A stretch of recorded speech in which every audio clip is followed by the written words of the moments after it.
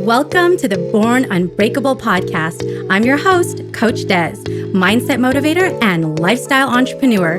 From loss, trauma, disappointments, and devastation to healing, hope, and betterment, what has grounded me is my unbreakable spirit. We all have that spirit within us. Every week, I'm here to inspire you with stories of perseverance and growth. My mission is to help you crush self-limiting beliefs and to be unapologetically you. You are your only limit, so take action today. Let your unbreakable ride begin now. This episode is brought to you by Blue Skies Life, a lifestyle brand with high-quality, ethical, and sustainable products. There are products for your mind, body, and home, everything from calming tea and luxurious shea butter to Turkish towels and silk kimonos. The holiday season is upon us, so start getting these one-of-a-kind gifts now. Go to blueskieslife.com, that's BLUSKYSLIFE.com, and use code BU20 to get 20% off your order today. Welcome to the Born Unbreakable podcast. If it's your first time here, welcome. And if you're back again, thank you for returning to the show. I have a really special guest today. I actually wanted to read the quote that you tweeted. So I'm going to start with that, and then I'm going to introduce Terry Tucker, who's my guest. But I was so inspired when I read the quote that you tweeted just today, which is, don't aim at success. The more you aim at it, the more you are going to miss it. For success, like happiness, cannot be pursued. It must happen. And that was Viktor Frankl. We'll dig into more about why I'm so compelled, because we're going to talk about excellence today. And I really do think that excellence is the underpinning of why it can't be pursued, and it just has to happen.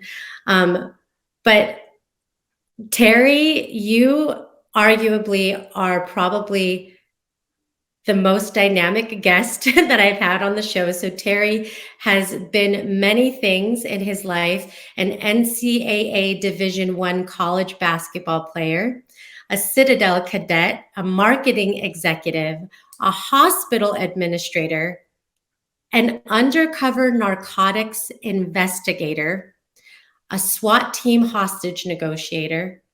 I read the book, Never Split the Difference.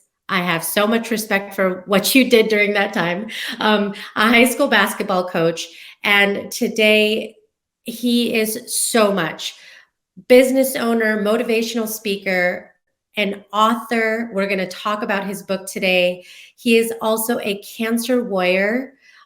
His book, just to put that out there so you can have that, because I know that you're going to want to go get it after we talk about it, is Sustainable Excellence, 10 Principles to Living Your Uncommon and Extraordinary Life. I'm so just thrilled to be able to talk about that. And Terry is hailing today from Colorado. So he's in the mountains, and he lives there with his wife and daughter, Wheaton.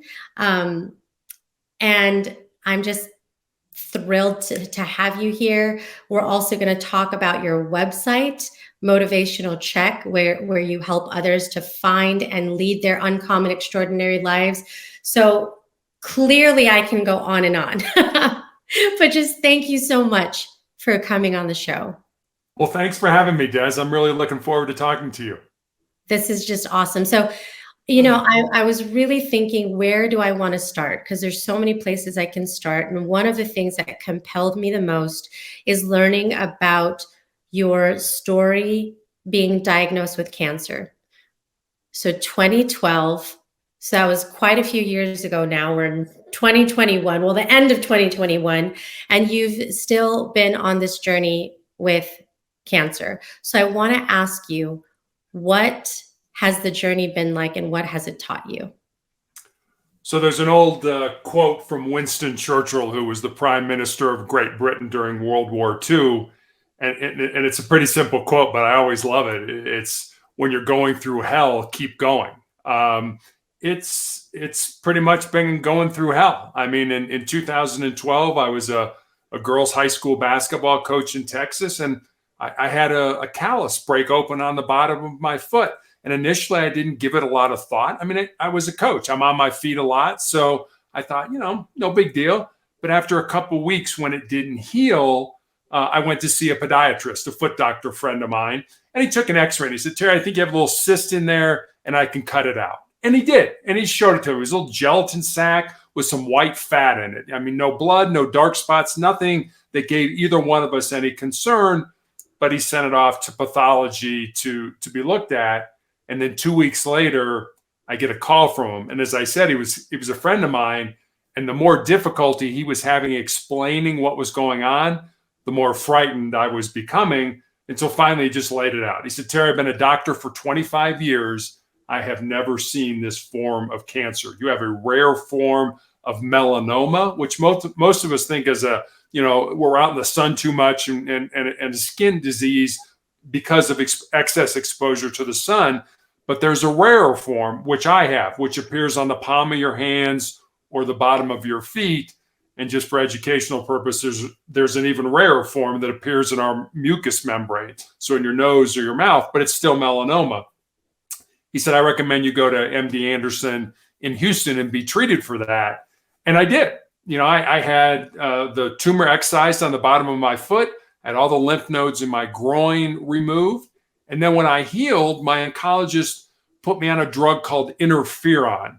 And interferon was just designed to keep the disease from coming back. It was not a cure, but the side effects of interferon were it gave me severe flu-like symptoms for 2 to 3 days every week after each injection. And I took those weekly injections for almost 5 years. So imagine having the flu every week for 5 years.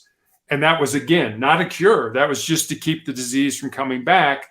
2017, I ended up in the intensive care unit with a fever of 108 degrees, which usually is not compatible with being alive. And that was a direct result of the toxicity of the interferon. So I had to stop that, and the cancer immediately came back.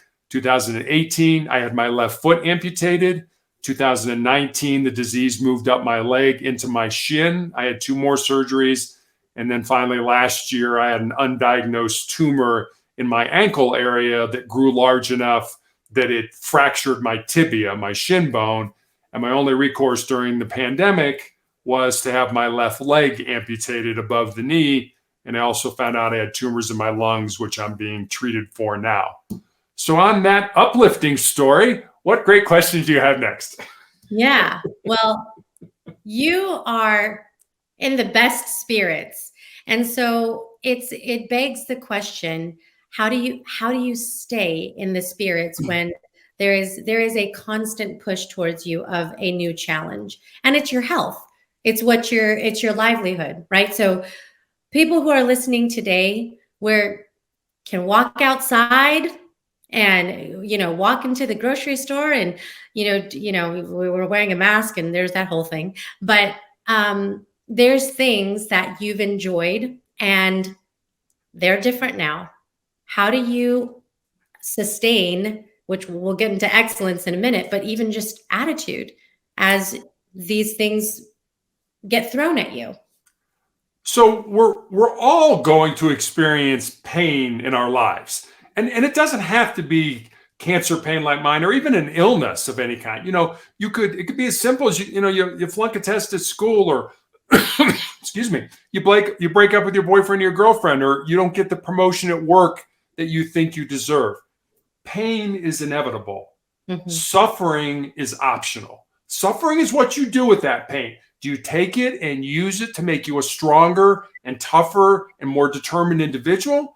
Or do you wallow in it and want to feel sorry for yourself and want people to feel sorry for you? Because those two decisions are a choice. You have a choice of how you want, to handle this. And don't get me wrong. I mean, there's no S on my chest. I don't wear a cape. I'm a human being. I have bad days. There are days I cry. There are days I get down. There are days that I get depressed. Mm-hmm. I just choose not to stay there for very long. And it really is a choice of how you want to handle your life. Do you want people to feel sorry for you? Because if you do, there's plenty of people that will, but you're not going to get anywhere. You're not going to grow. You're not going to be moving forward And I always go back to the Shawshank Redemption movie where they talk about, get busy living or get busy dying. If you're not growing, if you're not moving forward, then you're dying. And I don't want to be in that situation. So with whatever time I have left on the face of the earth, and again, I don't know how long that is, but it's probably not very long for me with the tumors that I have in my lungs. I just want to be positive. I want to put as much goodness, as much positivity, as much inspiration, as much motivation, as much love back into the world as I possibly can with whatever time I have left. And it's amazing to hear you say that. Before we started the interview, Terry and I were just talking about that. The one thing that we know is our time here is limited.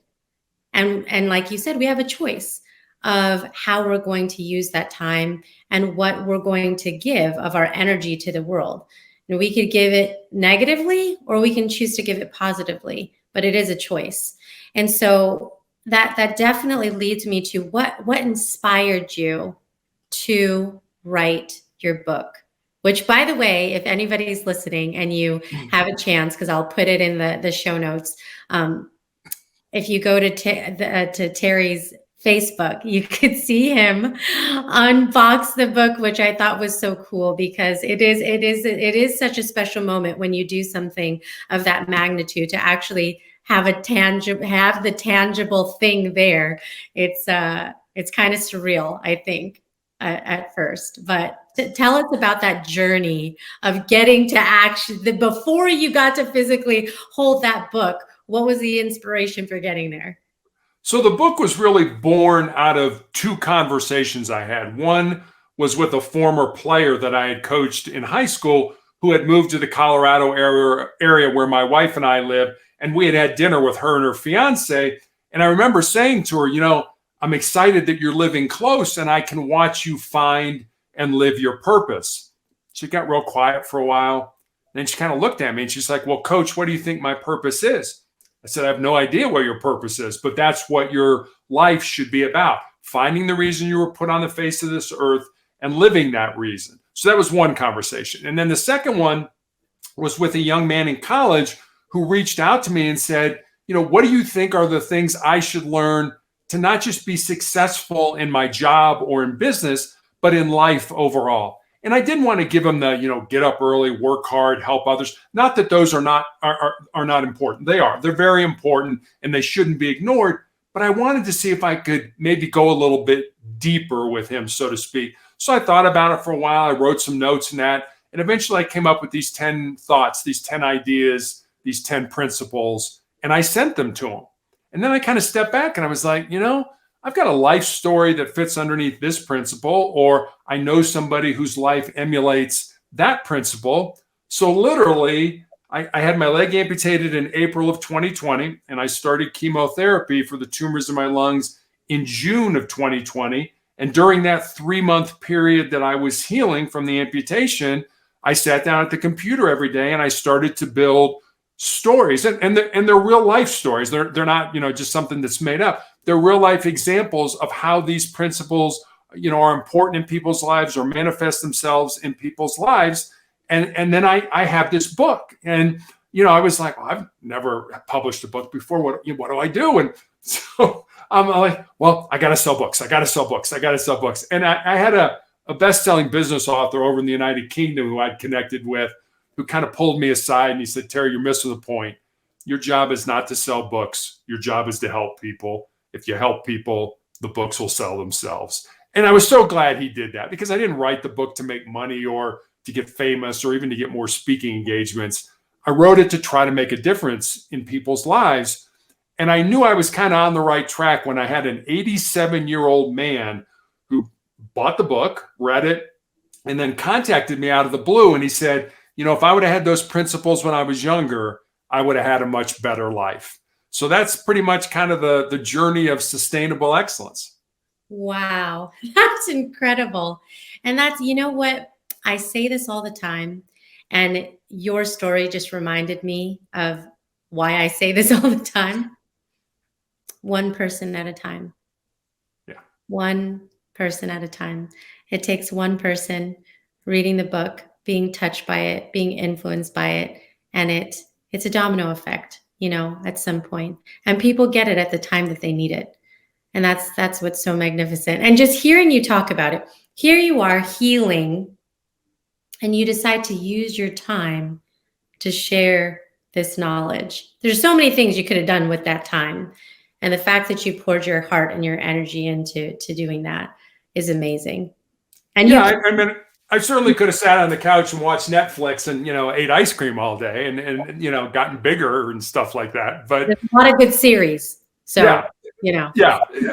But you're right. I mean, it's one thing I learned in team sports, and I started playing basketball when I was 9. I played all the way up through college till I was 21. And one thing team sports taught me is the importance of being part of something bigger than yourself. And, that as part of a team, if you don't do your job, not only do you let yourself down, but you let your teammates down, your coaches down, your fans down, your parents down, etc. And if you think about it, the biggest team game that we all play is this game of life. And it really bothers me when I hear people talk about, it's all about me, or, what's in it for me. I think that's the wrong question. The question is, what can we do together? And I think the answer to that question is anything we set our minds to do. But individually, it's hard to be, I don't care how, I always kind of go back to sports metaphors and things like that. If you're playing tennis, I mean, it's just you. It's you against somebody else. It's not a team sport. I guess it is if you play doubles, but, if you play tennis or you play golf, but there's always, if you're playing tennis, there's a coach. There may be a nutritionist. There may be, there's parents. There's people. It's just not you. I don't care what you do in life, whether it's sports or whether it's business or academics or whatever it is. There's always people there to help you, to support you, to lift you up. And I always tell people, Des, you'll probably appreciate this. If I didn't know you, if I'd never met you, but I knew the 5 people you hung around with the most, I could probably tell you just about everything about you, the type of person that you were. And especially if you're a young person listening to this podcast, if there are people that are in your life that don't have your best interest in mind, that aren't willing to tell you the truth, that aren't willing to love you and care about you and want the best for you, get those people out of your life. You do not need those people in your life. Surround yourself with good people that care about you, that want to uplift you, that want the best for you. Because if you do that, I don't care what you do, whether it's a team sport or it's an individual thing in life, you're going to be successful. Yes, absolutely. Absolutely. And you want people that to be honest with you. And that's a big point. When you say that, when you want, if somebody says to me, hey, Terry, you're kind of screwing up here. You're making a big mistake. A lot of times we're like, okay, you're not my friend anymore. You're saying something that I don't want to hear. But no, you need those people in your life who are willing to be brutally honest with you and say, Terry, you're making a huge mistake here. I still love you. I still care about you. I still want what's best for you. But I think you're making a huge mistake. You need those kind of people in your life. Absolutely. Because here's the thing. We can all look at something and see it from different angles. You need those people around you that are going to see the angles and your blind spots that you don't. Right. This isn't a game, a solo game. And that's why I too very much love sports analogies, because you're not going to win the game alone. And so I do want to come back to excellence, because there's people listening to this podcast right now going, okay, here we are, we're in 2021, going into a new year here very shortly, and we're still in this pseudo dynamic, unpredictable to some degree environment. Things are maybe feeling tougher, feeling more taxed because you've got limits placed on you or restrictions placed on you. Terry, how do you achieve excellence? Like, what does that even look like? How can I achieve excellence when I feel limited, or I feel restricted, or I feel like, if I even try, I might not succeed. It's just harder today. What do you say to those people? I'll give you a couple of stories, but I'll say one word to you, and that's good. It's good that things are hard. It's good that things are difficult, because you don't grow when things are easy. If it was easy, everybody would do it. It's when it's hard that you grow, that you get to outside that comfort zone and you do something. And when you do something successful, that gives you confidence and courage to do the next thing that's successful. But let me kind of back up and give you a couple stories that I think illustrate this. And I talk about it a little bit in my book, that, how do you know what excellence is? And the answer is, I don't know. It's kind of like beauty. Beauty is in the eye of the beholder. Excellence is the same way. You really can't, you can say, oh, that person's, the GOAT, the greatest of all times, or something like that. But in terms of saying, that person's excellent, that's up to interpretation. You may say somebody's excellent. I'm like, I don't think they're that good. I think this person's better. So there's really no concrete way. Excellence is just a process of trying to get better. Let me tell you 2 stories. First one is about a professor back in the 1950s at Johns Hopkins University. And he conducted an experiment. And this experiment was really simple. He took rats and he put them in a tank of water that was over their head. And he wanted to see how long the rats could tread water. And the first time, the rats treaded water for about 15 minutes. And just as they were about ready to sink and drown, he reached in, grabbed them, pulled them out, dried them off, let them rest for a while. And then he took those same rats and put them back in that same tank of water. And almost to a rat, those rats treaded water for 60 hours. Now think about that. First time, 15 minutes. Oh, that's all I can do. Can't go any farther than 15 minutes. I'm going to drown. I'm exhausted. Can't go any longer. 15 minutes. Second time, 60 hours. What that says to me is 2 things. Number one, the importance of hope in our lives. We've got to have hope. We've got to have the thoughts that there's going to be something better, that even when this pandemic's over, things are going to get better. Things are going to get back to the way they were. We're going to be a better person for it. So the importance of hope. And number 2, how much more our physical bodies are able to give, are able to do. We think, oh, I can't do this. I don't know if you're a runner or not. I used to love to run, but obviously now with one leg, it's a little bit harder. But you go out, I'm going to go for a 5-mile run. 3 miles. Oh man, I got this pain in my side and I'm tired. I don't think I could do that. Oh, trust me, you can do so much more than you thought you could do. So that's kind of the first story. And what dovetails on that story is the Navy SEALs, who are probably one of the toughest groups of individuals in the world. They have what they call their 40% rule. And what that 40% rule is, if you're at the end of your rope, you can't go on. You can't do, you can't run another step or do another push-up or swim another lap. You're only at 40% of your maximum. And you still have 60% left to give to yourself. So whenever I think, I can't do this or I can't go on, I think of those 2 stories and it's like, I can do so much more than I ever thought that I could do. And what I've realized is a lot of times the impediments that we face in our lives are the impediments that we impose on ourselves. And if you take those impediments away, knowing you can do so much more, there's nothing you can't accomplish in life. I'm sitting here making facial expressions and nodding because I'm so in tune and so in sync with you. And you're right. One of the reasons at the end of every episode that I do, I say you are your only limit, is because I really believe that. We get in our own way. And you're right about the mindset and the hope that it takes. The funny thing is, I used to do these physical fitness things where like a Tough Mudder, or, like I'm going to do this 10K, I'm going to do this half marathon. And it was just a little bit of like being an adrenaline junkie.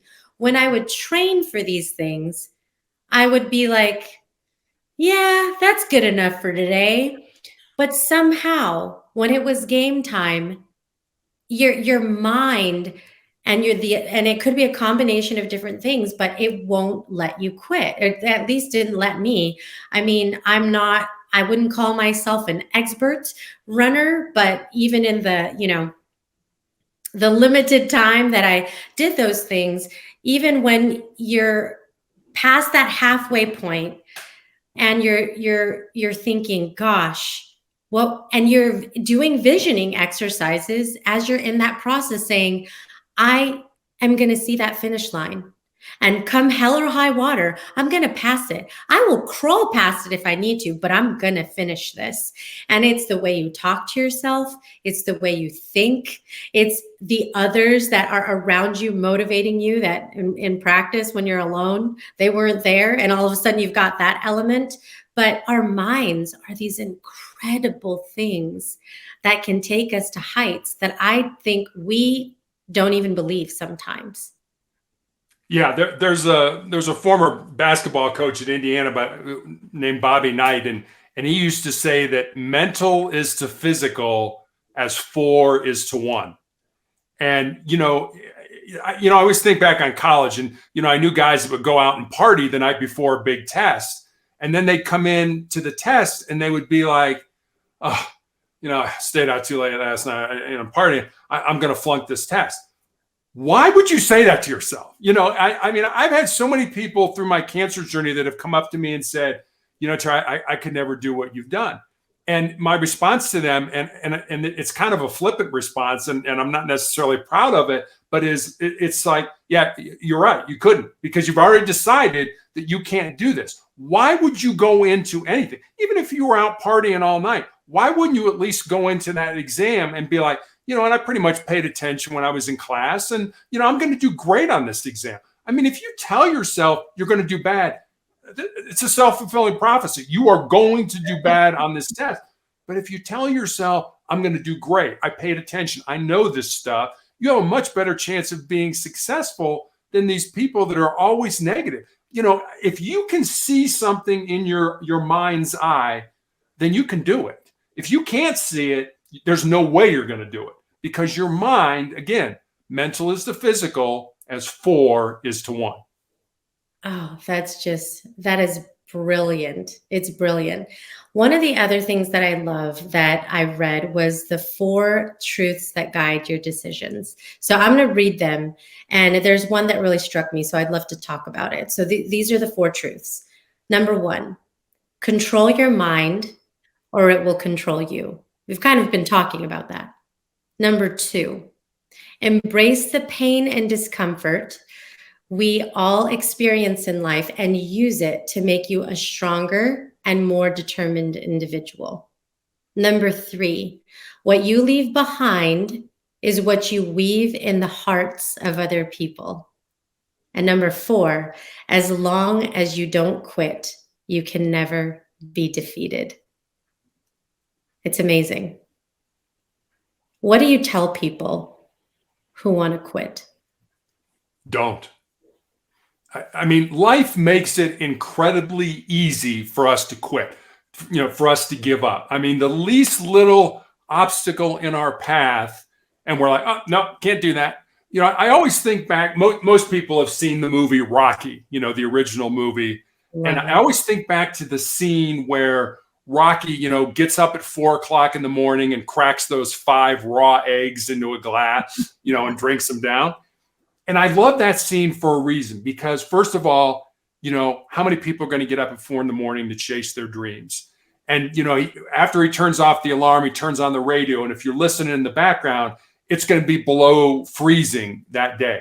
I mean, how many people are going to go out and chase their dreams in the cold? And then he puts on that gray, old, beat up, sweatsuit and his black high top basketball shoes to go running. How many people are going to be like, oh, wait a minute, I don't have the right equipment. I don't have the latest moisture wicking material. I don't have the latest running shoes. So, another excuse to get out. And then, how many, he gets out, he goes outside, it's cold, he's all bundled up, and he does some stretching against the building before he starts to run. And how many people would be like, oh, no, it's cold, it's dark, I don't have my running buddy with me. I can't possibly chase my dreams, without my running buddy. But then he starts to run alone in the cold and the dark. And he gets to the stairs of the Philadelphia Museum of Art, 72 stairs up, and he's hurt and he's got this pain in his side. And yet he goes up those stairs and, he turns around just as the sun's kind of rising over the city of Philadelphia. And he knows that tomorrow He's got to do the same thing, only he's got to get a little bit better. And I look at that. I mean, there's so many reasons along the way for him to quit, for him to give up, for him not to pursue. And I always tell people, don't look at, I've got to do this. I've got to get better at this. I got to be a better basketball player. Look at it a different way. Break it down. How do you eat the elephant? You eat it one bite at a time. You don't eat the whole elephant at once. What if you got 1% better every single day? At the end of 30 days, you're 30% better than when you started. And getting 1% better is a whole lot easier than saying, I got to get 30% better. So break it down into something you can handle. And if you do that, again, you can do anything you want in life as long as you believe you can. You're reminding me of something so simple, which is to just get started and don't overthink it. Because it's so funny listening to you tell that Rocky story, because the first time I ever ran a half marathon, it was an invitation from an aunt that said, hey, do you want to run the Nike women's half marathon? This was like in 2008. I remember because I bought you want to look cool, like you just did something. So the first thing you do is think of the swag you're going to buy. Yeah. It's just so crazy, right? And I had no clue about I was on the track team in high school. So I did I did some long distance and things like that, but that was, so I'm like, yeah, sure. That sounds great. I wasn't prepared. I didn't stretch. I didn't train. I go out there where we're going to start. I have no idea where I should even start. I don't even know how fast I can run at this point because I'm not really a runner anymore. Those were like the olden days that I kept doing that. No shot blocks on me to give myself energy. No music. I'm looking around. What are all these people doing? They've got devices. They've got energy things. I'm like, holy crap. I'm going to run totally unequipped and unprepared. And I did. And I'm not going to say it was pretty. I'm not going to say I stretched right, gave myself the right energy, pumped myself up right, because I had nothing but myself with no music. But I tell you what, the next thing I did after that, it didn't look like the first time. Sometimes things are just messy and you just have to do it to figure out what that 1% shift looks like. Yeah.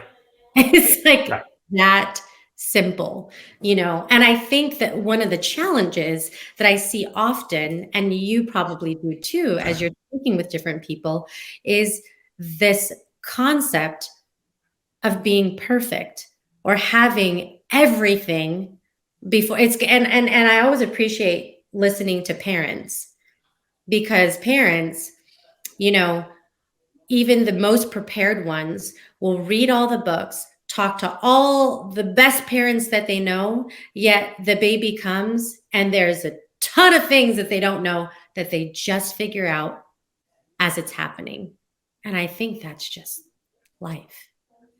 Yeah, it is. And, it's funny. I don't know if you know who Jesse Itzler is. He's yes, I saw him speak at Lewis Howe's event at the Summit of Greatness a couple years ago. Has a great book out called Living with a SEAL, where he invited a Navy SEAL to live with his family for a month to kind of teach them to do more physically than they ever thought their minds could do. And one of the stories in his book is he said, I'm part of this team that's going to run this 100-mile course.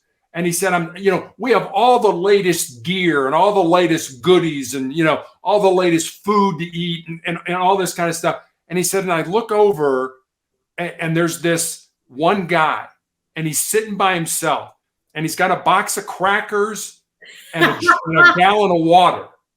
And he's like, we got everything. We got the latest and greatest. Here's this guy with a box of crackers and a gallon of water sitting in a lawn chair.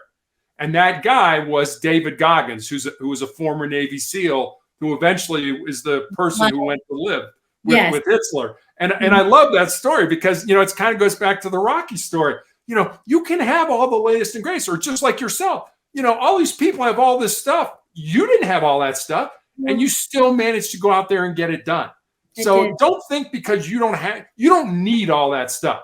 You just need this. You got this, it'll take care of this.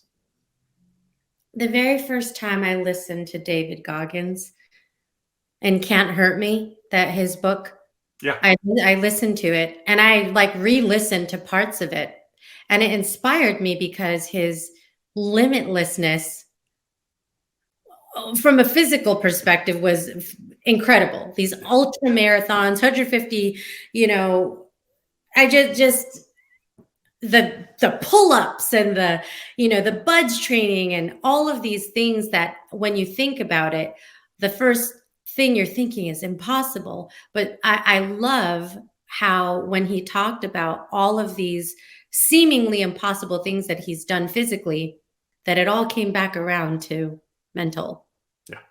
Like you just explained, which I just think is so cool. So I have to ask you, because, as I was looking at the different things that you've done, I secretly am a avid crime listener, like in a secret life. See, you've actually done certain things. I do them in a dream state. Like vicariously, you do them vicariously through other people. That's okay. And I'm convinced, because I'm an entrepreneur and I love tackling new adventures, that in another life, when I'm done doing certain entrepreneurial things that I'm doing now, I'm going to become a junior investigator and solve these crimes. Because one of the things I get super fascinated by is the fact that there's enough crime, which is sad, to listen to every day. I listen, I toggle between self-help because I'm just so invigorated by that. But when I, don't want to think too much, but I want to dig into something, it's usually like crime related. Like solve the crimes. What was it like to be an undercover narcotics investigator and like a negotiator? So I just think about these situations where, like we always use the expression of like negotiating with the terrorists. It's like negotiating with the terrorists and how difficult that is. Like what was it like to do that? And do you still take away things that you learned at today? Like, do you apply them today? Sure. I guess I'll sort of start with the negotiator.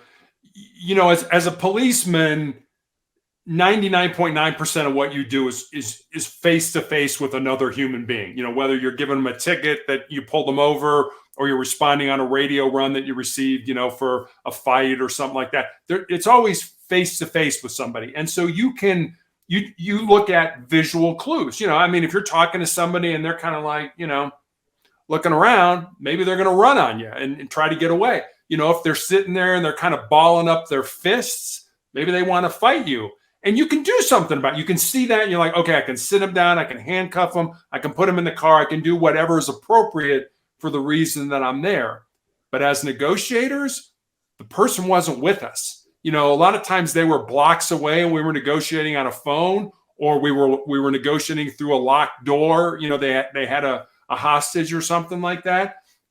And so we didn't have the visual clues, and we had to figure out what was going on based on what people were saying, what they weren't saying, and how they were saying it. And one of the most important things you had to learn as a negotiator is you needed to become comfortable with silence. Now think about how many people just in those few seconds were like, okay, what's he going to say? Hurry up and say something. We don't like silence. And for us, we used it to our advantage. They would say something and we wouldn't say anything. And we would just listen, because they would get uncomfortable with the silence and then they'd continue talking. Because what we needed to do in many instances is to have them burn off a lot of the emotional energy that they were experiencing. You don't make good decisions when your decisions are based on your emotions. You make good decisions when you're in a rational state. So there were many times where I would talk to somebody and we'd spend 2 hours over here talking about whatever, when the real problem was really over here, and we had to burn off that emotional energy in order to get to the point where we were able to rationally talk about the reason that we were here. So you had to get comfortable with just letting silence happen and not trying to fill it yourself. So that was a big issue. Another big issue, and I think this is important in any relationship, whether it's a boyfriend, girlfriend, or, boss, subordinate, or negotiator and hostage taker, it's a relationship. And the whole thing that overarched this whole negotiation was one word, and that word was trust. And people had to be able to trust you. And there were times people said to me, look, I'll come out, but I don't want to go to jail when I come out. And you had to say to them, well, when you come out, you are going to go to jail. And then you would try to deflect the conversation to something more positive. And the reason we didn't lie to people, we never lied to a person, is that we would potentially be negotiating with this person a year from now or 2 years from now. And if they thought we lied to them, then that whole issue of trust is out the window, and you'd have to bring in another negotiator to talk to that person because they didn't trust you now. And if they're not going to trust you, they're not going to get to the point where you can rationally talk about coming out. Now, the other side of being a negotiator is about 90% of the time we were successful. I never lost a hostage, but 10% of the time people would say we weren't successful. And 10% of the time, the hostage taker or the barricaded person, more than likely, ended up killing themselves. But that was their decision. I mean, I did everything I could. I had great training, worked with a psychologist, worked with people who had a lot more experience than I did to get that person out. But in all honesty, it's just not fair to say, you know what, hey, you come in and solve this problem that has been festering for 10 years or 20 years or 30 years or 40 years, and then comes to a head one night at 3 o'clock in the morning, and we're trying to solve it.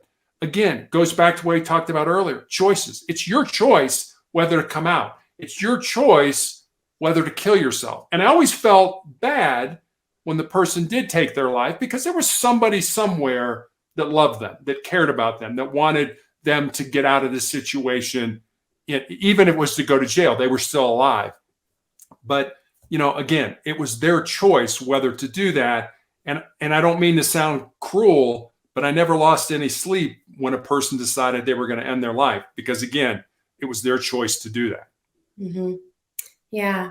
I mean, I see the value in everything that you did during that time in learning a lot of these skills that are challenging in life. You were doing it in really high pressure and high intensity situations, but things like listening and building trust are pervasive, right? Like we can take those and they're ubiquitous in all the different elements that we want to be successful in life, whether they're personal relationships or professional ones. And you were just having to build relationships really, really quickly, with people that you didn't know, that were strangers. And that's, and I think we can translate that into today's world. We're still doing that today. Maybe it's not in a hostile environment, but we're doing that often, especially as we're trying to make connections virtually, like what you and I are doing right now, because that's the world we live in. So I love that tidbit. I just had to ask that because of my little secret passion for being a fictitious investigator.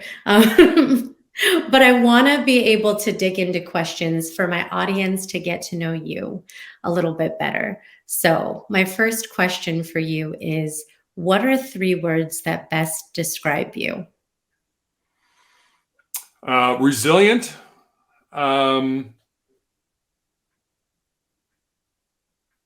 courageous,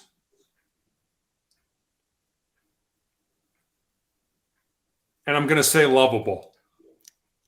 That's awesome. I love that. That's amazing. Those are 3 awesome words. Okay. What's something about yourself that you're working on improving?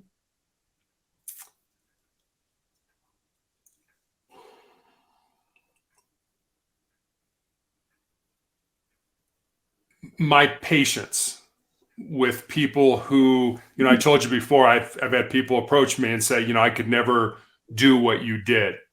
And those people bother me. I don't like people that limit themselves. And again, it goes back. Why would you even start something if your attitude was, I'm never going to be successful in this. I can never do this. Don't waste your time. I'm trying to be better at helping those people realize that you're approaching this the wrong way. And if that's really your attitude, then really don't waste your time. Don't try to start that, because you're never going to be successful and you're probably just going to frustrate yourself. Change your attitude, change your outlook to something more positive, and then you might actually have a chance of being successful at what you're doing. So I'm trying to be patient with people who bother me from time to time. That's good. Have you ever had a moment in one of those instances? Because I totally get where you're coming from, where you've actually said something to someone and they've turned a corner a little bit in the conversation? Not so much. No, I remember one time this was when I had my foot amputated, and so I was still able to walk after therapy and stuff like that, but I kind of walked weird. I kind of had a limp and stuff, and I was at the hospital and I was leaving, and there was a woman down by the doors where I was going, and she was like staring really hard at me. And as I got closer to her, I just turned and looked at her and I said, "Don't worry, it'll grow back." And I just kept walking. And she got this look on her face like she thought it would, like this, really? Your foot's going to grow back? I mean, I was being a smart aleck. I shouldn't have done that. But for me, it was just kind of like, man, lady, if you could be staring any harder, I mean, you'd be seeing right through me. So that was what I thought of when I got to her. And so it's like, don't worry, it'll grow back. And I just kept walking. And I kind of turned around to look at her, and she was thinking about it. Like, your foot might really grow back. I'm like, I'm not a lizard. It's not coming back. So, It's not, no, it's not happening. Not going to happen. But I do have to say, I love that you said patience, and particularly with this, these people, because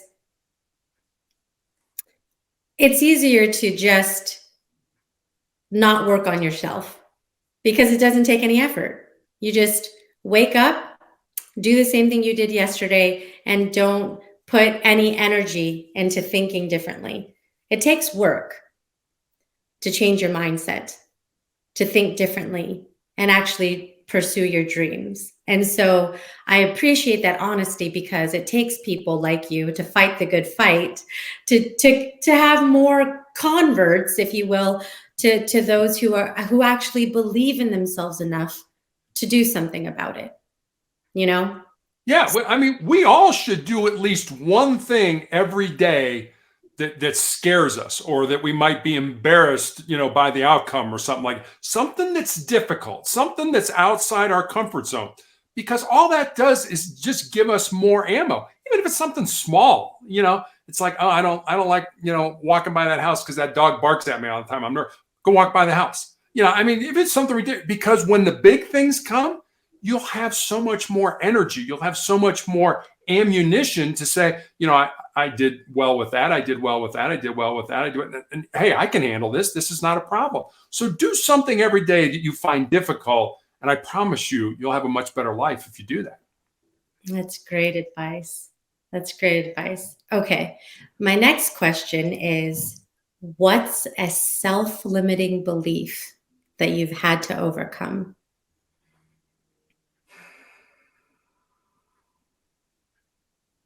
What's a self-limiting belief? That's a great question.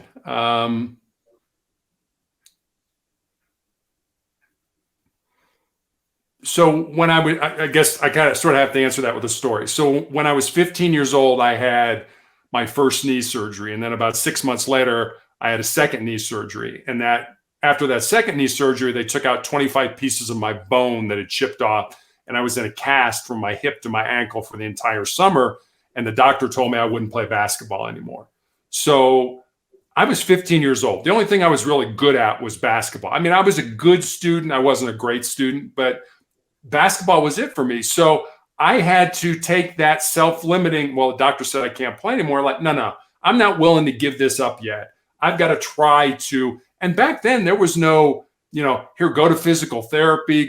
My doctor literally handed me a piece of paper with drawings and words to describe the therapy that I should do on my own at home to rehab my leg. And so I did that. And it was, okay. And literally, when that cast was cut off, my leg looked like something out of a concentration camp. I mean, all the muscles had atrophied. It took me months. I remember I had the key to the gym or the weight room at our school, our high school, and I left Thanksgiving dinner. After Thanksgiving dinner was over, I went to the gym to work my leg because I wasn't willing to give up on my ability to play basketball. And fortunately, I was able to overcome that. I finished playing high school and actually played in college. That's an incredible story. Yeah. I mean, I can't imagine, being told and seeing what you had in front of you and feeling like you could get through that. And you did. And you left Thanksgiving dinner. That's commitment. Yeah. I mean, well, hey, I had some pumpkin pie first and then I left, So. Obviously. You needed the energy if you were going to get that. I did. I needed some sugar, yeah. Of course. I mean, you had a leg to build back up. That's right. Most people go lay on the couch and watch football. I'm going to the gym. So. Exactly. Yeah, that's perseverance right there. That's real perseverance. Okay. My next question is, what is one thing that you want to see changed in the world? So one of the things I learned as a negotiator, and one of the chapters that I devoted to in my book, is the importance of listening, and not listening to respond, not be, hurry up, Des, say what you're going to say because I'm going to get my 2 cents in, but listening to understand. Okay, Des, I hear what you're saying. I don't understand what you're talking about. Tell me where you're coming from. That's what I think we need to do. Us yelling and screaming at each other, when you're yelling at me and I'm yelling at you, we can't hear what each other's saying, and we're not going to get anything accomplished. So I guess I wish more people would take time to listen to the other person, but not listen to respond, but listen to understand. Amen to that. If we made that little adjustment, the world would be a far different place. So I'm going to stack my hand on that one for sure. Okay. What is one of the best pieces of advice that you've ever been given?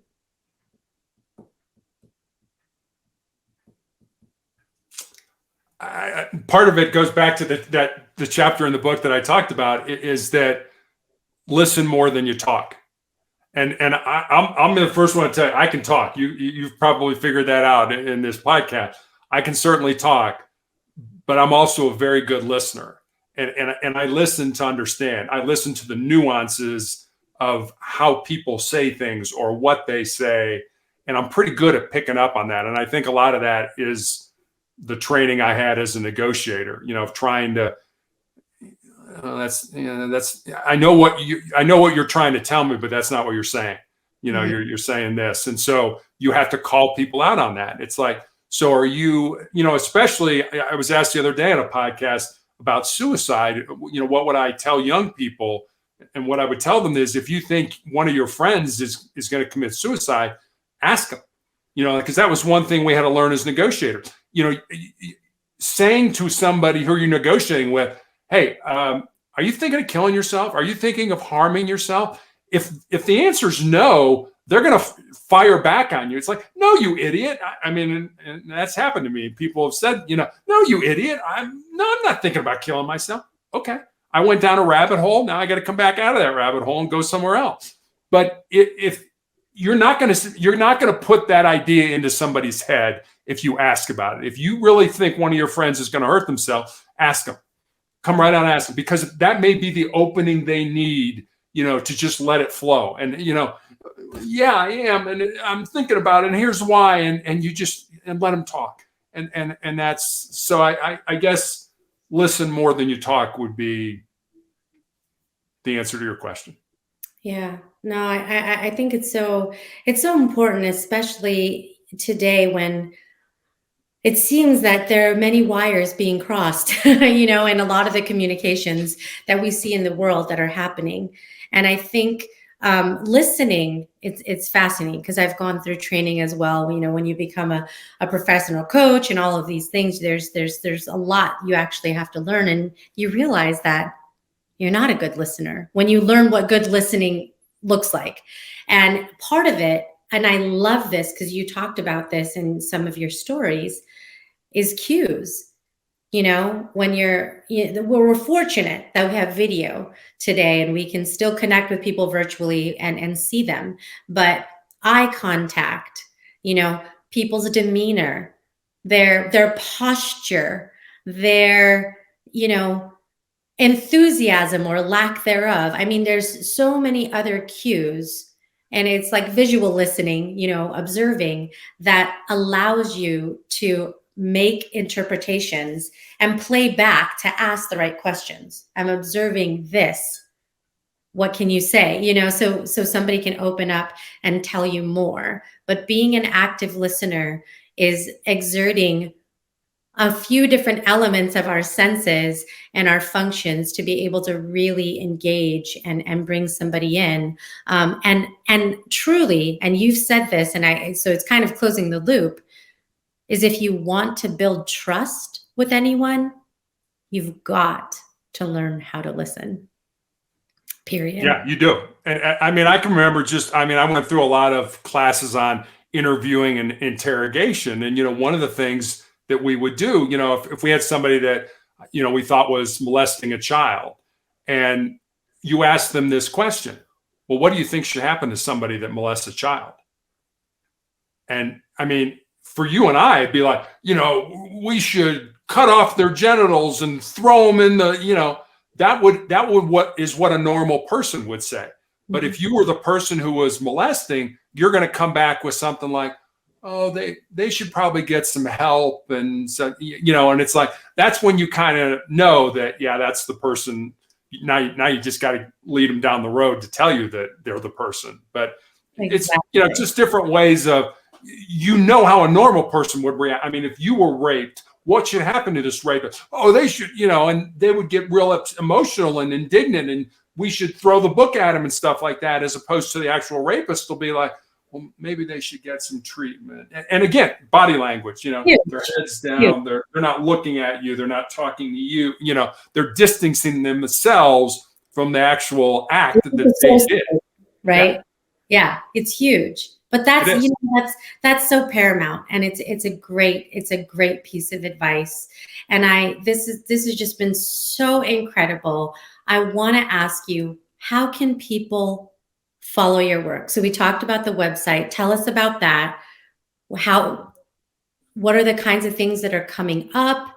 Anything that you can say so people can connect and engage with you even after today? Sure. So I have a blog that I started back in 2019, and I kind of laugh at it. I mean, when I started, it was like 4 pages long. It took me 4 months to do it. I didn't know anything about, you know, starting a blog or putting a blog. My daughter could have probably done it in 15 minutes, but it took me 4 months, you know, and it's called Motivational Check. And the title came from when I was in the police academy, and our defensive tactics instructor, that was a phrase that any of us could yell out if we were having a bad day. I don't think I can get through this drill, you know, et cetera, et cetera. And the rest of us would respond with our class number. We were the 84th recruit class, just to let that person know, hey, we're all in this together. We're all hurting. We will get through this together. Don't think you're alone. So when I was thinking of a title for it, Motivational Check kind of came to my mind, and that's why it's called Motivational Check. And every day I put up a thought for the day. And with that thought usually comes a question, you know, something for you to think about based on that thought. And then on Mondays, I put up the Monday morning motivational message, which is usually a longer story or a video. But the stories and videos are short. I know people's time is at a premium. So if you need a quick hit of inspiration, go to Motivational Check. My social media sites, links are there. You can get access to my book. You can leave me a note. So motivationalcheck.com is how you can get to me. That is fantastic. You are absolutely a motivation and an inspiration, and I'm just so grateful for the time that you've given today. I'm like, this is just the kind of thing, that's needed in the morning to be able to fuel your day. And I'm just inspired by your story and everything that you do. Well, Des, thanks for having me on. I always say that it's nice people like you that allow me to come on and talk about my story. And hopefully between our conversation, we're going to make a difference in somebody's life. And if we do, today's been a good day. Absolutely. It's definitely been a good day for me. And I know it's been a good day for anybody listening. So thanks everyone for tuning in. And thank you again, Terry, for coming on the show. Thank you. Go to motivationalcheck.com. That is Terry's website where he gives daily and regular inspiration. I want to leave you with this quote. He did this on the 1st of November as we started a new month, which I know we're near the end of that month now, but I really just love this. And it's faith consists in believing when it is beyond the power of reason to believe. That was Voltaire. So if there is one message that you take away from today's interview, of the many that you can, is to believe. Believe in yourself, believe in your dreams, believe in the perseverance and the capabilities that you have. I love Terry's response when people come to him and ask him about cancer. You psych yourself out the moment you tell yourself you can't. So you have to change that language and that attitude to saying that you can and that you will. One of my favorite jackets that I wear, I picked up from an Oprah event that I went to right before the pandemic. I got my Oprah in before it happened, and it's a jacket, and the sleeve says, "You can and you will." So that is my simple message for you today. I know that there is so much more that you took away because I know I did. Remember, you are your only limit. So take action today. Thanks so much for tuning in. If you haven't already, rate and review the show. Give a shout out and say what you thought of today's interview with Terry Tucker. I appreciate you so much. Hope that you had a wonderful Thanksgiving, if that is something that you celebrate with your loved ones, and that you created many, many memorable moments. Tune in again next time for another inspiring episode of the Born Unbreakable podcast.